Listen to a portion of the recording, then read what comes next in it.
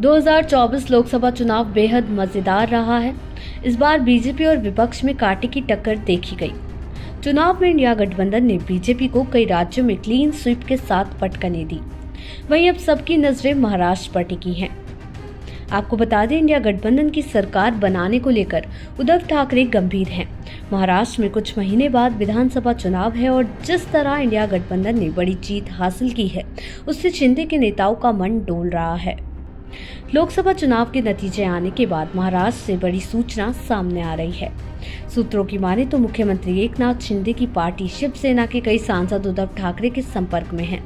महाराष्ट्र में शिवसेना को 7 सीट मिली है।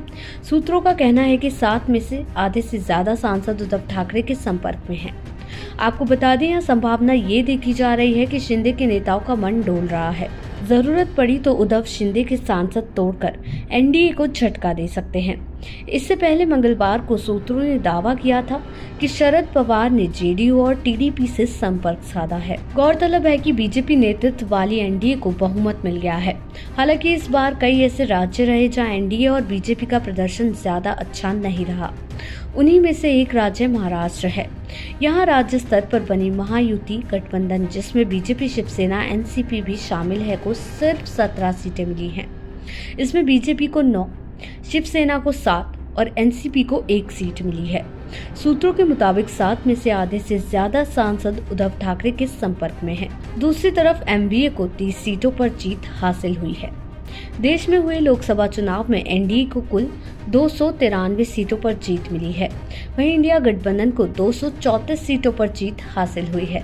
इसके बाद इंडिया गठबंधन के नेताओं की ओर से दावा भी किया जा रहा है कि उनकी सरकार बनने की अभी भी संभावना है, जिसे लेकर सूत्र ये दावा कर रहे हैं कि इंडिया गठबंधन के नेता दूसरे दलों से संपर्क करने की कोशिश में हैं। हालांकि इंडिया गठबंधन बहुमत के लिए 272 का आंकड़ा जुटाना इतना आसान नहीं होगा। वहीं उत्तर प्रदेश में भारतीय जनता पार्टी को तगड़ा झटका भी लगा है। वो कई प्रमुख सीटों पर चुनाव हार गई है।